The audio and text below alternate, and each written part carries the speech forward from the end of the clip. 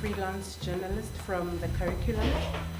And my question is around the numbers, because you did mention that there's been an increase in children who are taking their lives. So can you just give us the stats around that? And also, when you spoke about some of the signs that we need to look out for, can you just mention some of them? Thank you. But in my presentation we did discuss we have a lot of suicide ideation, which is thoughts, has increased, and there is some data on that I can send. But in terms of suicide, there's different levels of that, isn't it? You have suicide ideation, you have plans, you have means, and then you have the actual behavior. So it's not just one behavior. When it comes to suicide, a lot of them are not reported. And so we can't give you exact stats in terms of these are how many children we are losing to suicide. Another thing is not a lot of money is put into mental health research for us to find out how many suicides are we getting. What we can tell you is that in our call center, our calls increase, but I mean it increases during different times of the year as well. Your second question was the warning signs. I just wanted to echo around the idea of stats, right? Because I think it's so important to represent it through statistics, but I think so much gets missed. And that's because of underreporting. We still have a phenomenon where families and organizations and schools, the square mile of Sandton, you'll have big business who will never report the many suicides they have on a daily basis. So it's underreported, it's stigmatized, and there's under-resourcing and so on and so forth. To turn a little bit to the signs and symptoms, I'm going to speak clinically in a second, but the simplest thing that I oftentimes say is look for change. Actually, most people know their friends and family very, very well. And we oftentimes can pick up when something is different, something is off, and something is not right. So the first thing that I oftentimes say, which is the simplest one before I get to the more specifics, is look for change and then be curious about it. You know, the individual may not be suicidal, depressed, or anxious, but something must be up. Specifically when we think about suicide, what I like to say is, and I don't like to say it, is if we know that most of the times suicide occurs with the presence of depression, then I will say look for the signs and symptoms of depression, right? An individual's eating patterns change, they eat more or less, their weight fluctuates, they're a lot more tearful, their behavior in particular fluctuates. They can become a lot more withdrawn, a lot more isolated, irritable. But another thing is that they also stop to do the fun things that they used to do before as well. And they stop to engage in pleasurable activities. At schools, I oftentimes say the academic performance shifts. You've got a star student who's all of a sudden not doing well. You've got a student who's not attending school anymore. And you've also potentially got a student who's spending more time in the library than in the playground where they previously used to be. The other condition I oftentimes find is comorbid or present with suicide is external circumstantial pressure, especially for 15 to 25. So I think it was Katherine earlier who said, you know, young people don't yet have the knowledge to know that there's something else that you can do, right, when you're in a difficult situation, because they don't have experience. They don't have the days and years that follow being an adult. And when there's external pressure, which there always will be, and is more sensitively felt in the adolescent period, there is more likely to be an attempt. And sometimes it's impulsive, and sometimes it's considered, as we saw in the one case study. So look for external pressure, to me says, has something happened around the individual which might be increasing their pressure? And some of it is day-to-day, ordinary annual things like exams. Some of it is also social, right, like matric dances in particular, exam results as well. Look for what is going on around them that might be causing them pressure, even if it's pleasurable as well. So those are, I suppose, some of the signs and symptoms that I would highlight. So, as Zamo was speaking, I think, sitting here, the only thing that I could really think about were the parents. So I was very happy to hear, Roshni, you talking about parent reluctance, right? Which brings me to my actual question, and this question is not just to the panel, but I'd like to think it's to all of us as a collective. The reality is that, or rather let me say this, let me ask this, are we doing enough to ensure that the parents are part of the conversations, right? Firstly, because the reality is, and I'd like to believe, I don't know, I mean, we all have different experiences, but I would like to believe that the way our parents were raised, the way they have raised us, and the way we are raising our little ones is completely different. So my question is, are we, outside of organizations such as SADAG, are we really doing enough to make sure that the parents are part of the conversations? Because you hear things like, the parents don't want to come to parents' meetings, and then it's just left at that.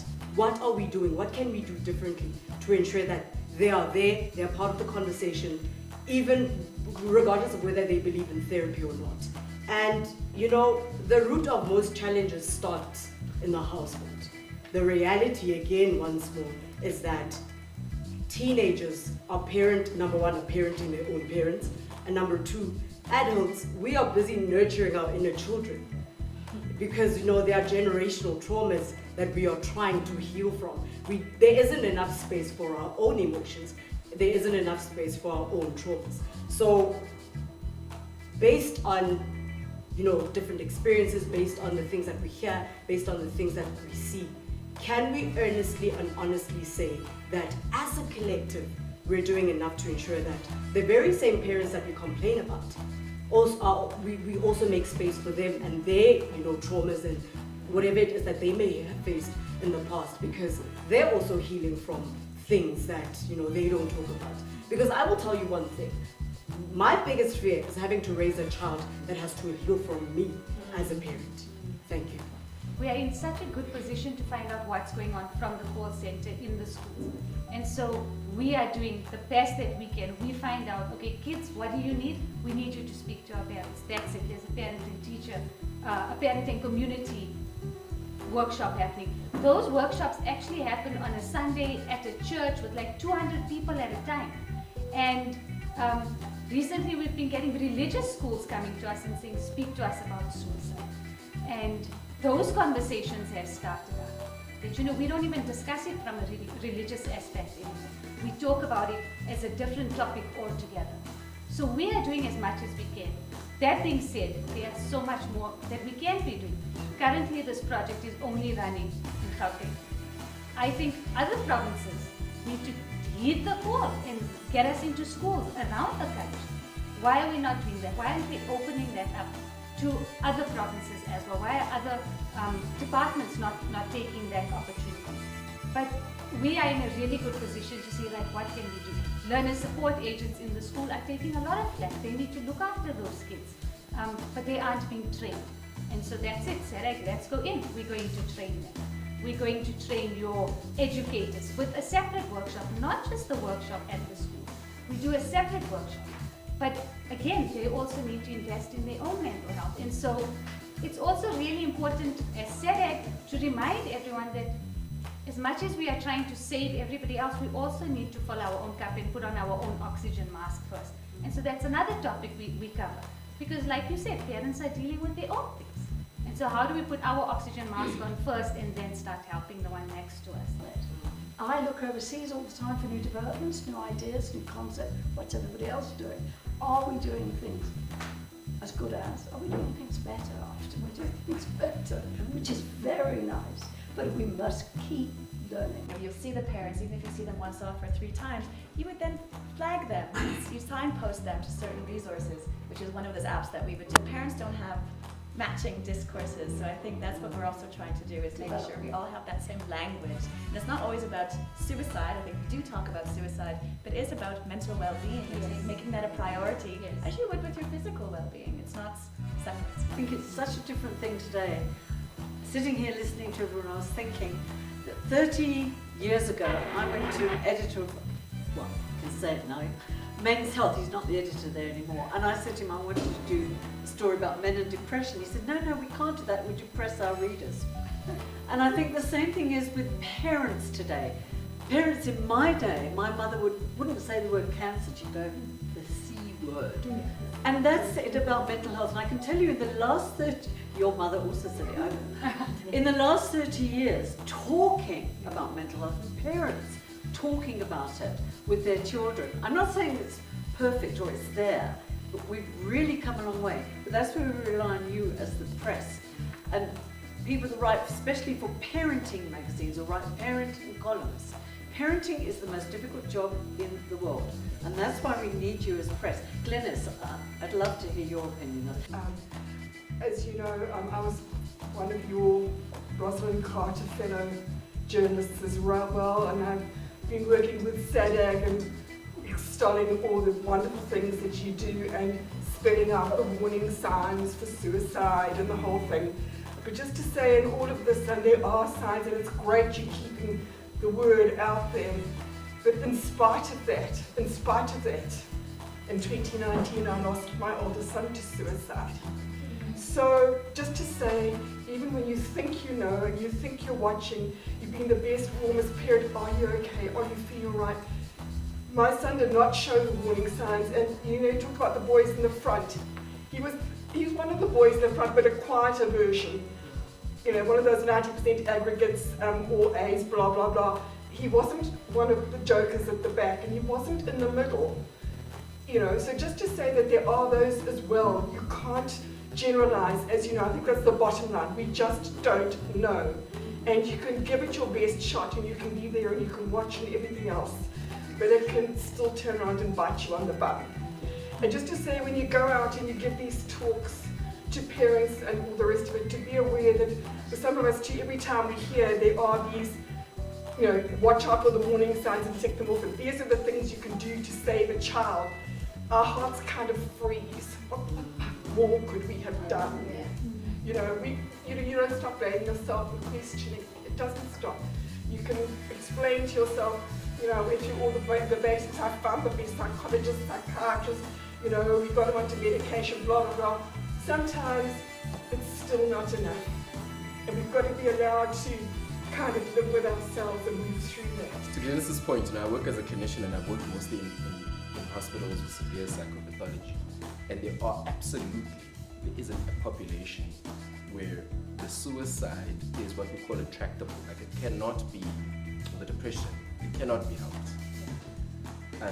And that is a slim part of most of our suicides. The other part, to come back to something a bit more relevant here, I was actually thinking for the first time ever, I thought, if somebody, and trigger warning, and if somebody takes their lives with rat poison, to your point, Colin, how they see themselves in society must be similar, actually. The little I think we can do about it is to keep our phone lines open, because I always say, if any one of us in this room were in trouble, I can imagine there are 100 people that you would call before you would even call me in a call center. But when we receive between 1,500 to 3,000 calls a day, it tells me that for 1,500 to 3,000 people, they only have a stranger, right? And there, I think we're doing something. For those that don't call, that then unfortunately see their lives as, they value their lives at 10 rand, I think that we do have to speak to broader society, because there is a big portion of suicides that is a result of a society that says you don't matter and you have no future and you're also gonna get no help from us. To think about it, suicide is one behavior with a very negative consequence, isn't it? There's all these things that may be contributing to, it could be depression and anxiety. I think it's about 50% might be for untreated mental health conditions, but also perhaps in that one moment, that person made a bad decision. Just like maybe we don't put our seatbelts on in the car, but it happens to be a dire consequence of that. So also to keep it in mind. It's not something that's continuous. It looks like there's so much being done, but not everybody needs to know about it. For example, the intervention from WHO, some of them have been in the media space for almost 30-something years. I didn't know that they've gone to that extent. Secondly, we have a Sunday World Engage, we would then talk about other topics, politics. But on the question lines, we get dire questions that are not related to what we're talking about. And we pick up a lot of mental issues, problems. But the person who's minding our line is not equipped to deal with those. You get me? And the way market is, there's no referral. There's no warning signs that, oh, this is a red zone.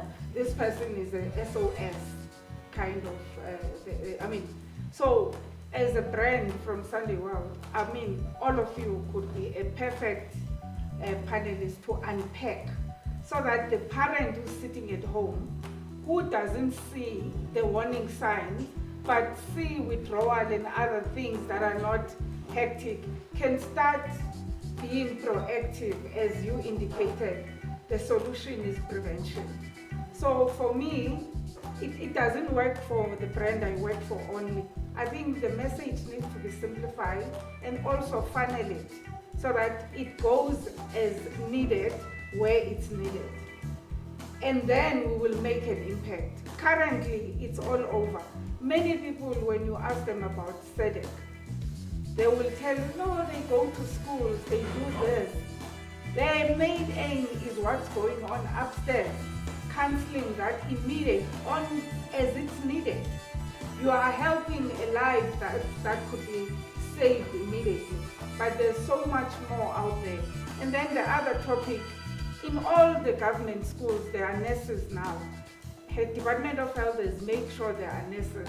How many are those nurses trained so that they can, So there are elements where SADAG can increase, even though your jurisdiction is within Gauteng or Johannesburg, and you are only supported by one department, but there's a movement that needs to be happening. There are talks that needs to go out. There's these Facebook rooms. We need to make sure that SADAG is taken out, whether by whoever. I think now we need to sit down and say, who can, there's these startups that can plug into what you guys are already doing, so that somebody who's sitting in KZN, who needs to form a support group, can be able to form a support group and help lives. This jurisdiction and borders are not helping us. Can we do a lot more with schools, teachers, parents more to the point? Yes, but we do tell communities, we do tell parents, we need publications like yours, like we need these publications to say, if you need help, if you need training, get hold of SADAG. I run a company, Zuri Wellness. Basically, I'm passionate about promoting holistic well-being.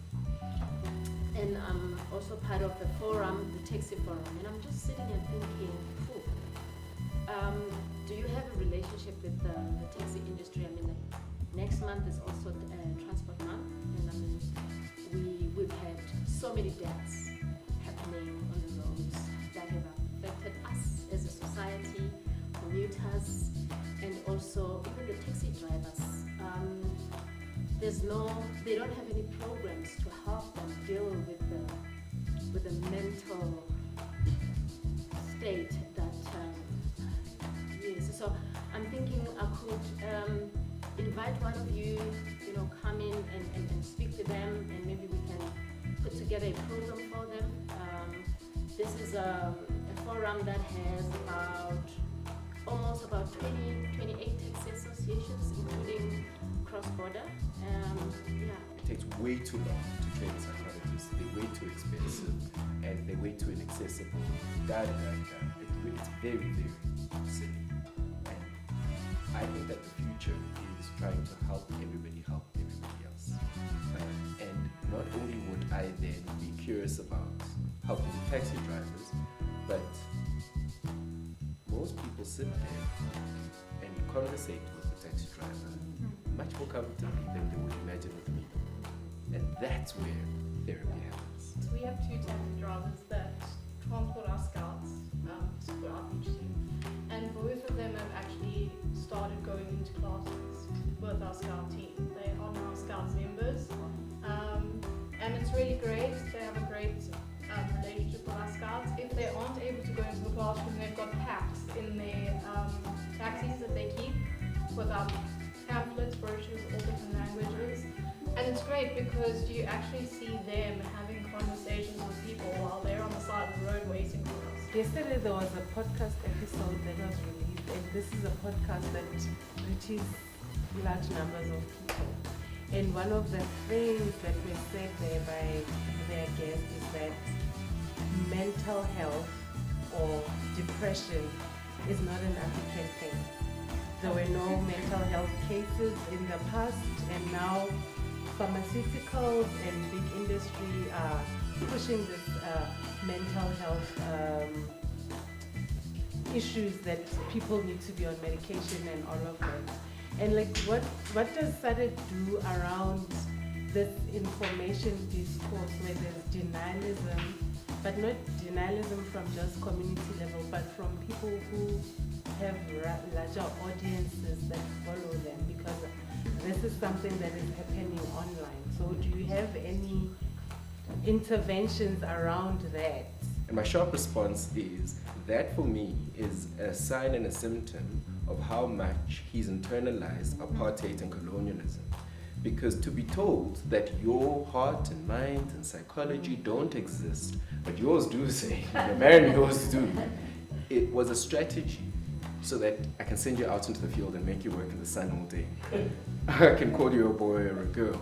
Then you don't have to think about yourself as a full individual or human being with an internal world, with dreams, ambitions, with pain and sorrow, with a background in history, which is all what psychology is.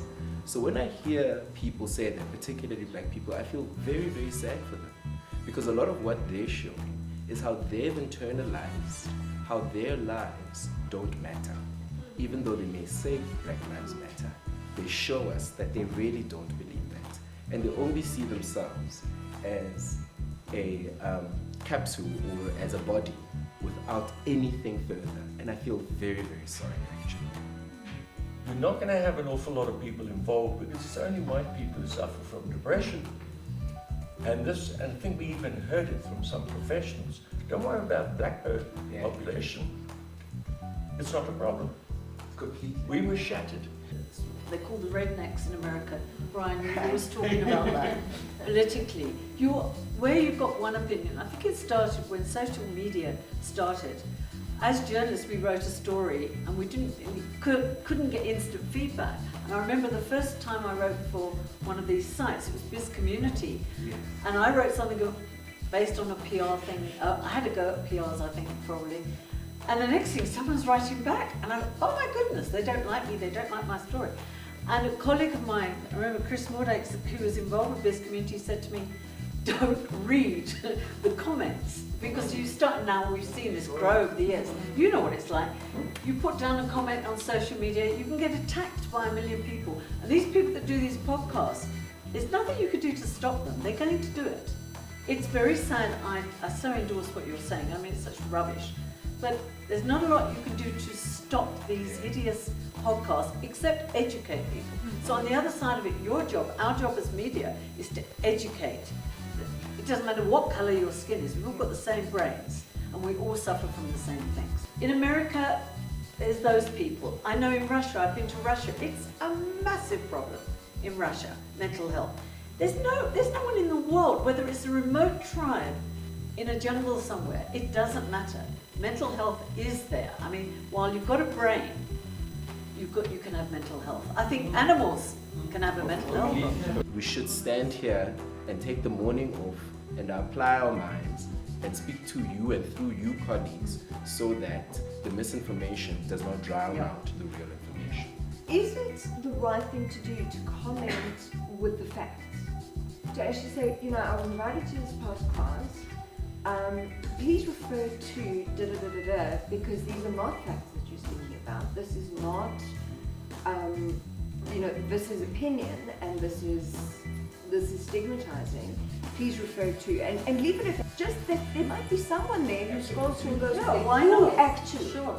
I do unfollow people I don't generally follow people, but you know, so I do follow people. However, then I remind myself, I'm getting into an echo chamber where I'm just going to hear the same thing back, right, if I do that. Though I also know, Catherine, I think you agree that sometimes when you put that up on a platform that has clearly defined itself, what you do is that you reinforce their opinion. Yeah. For people on the outside looking in, how, or rather, are there ways to unlearn the toxic behaviors that we've learned as survival tactics, number one?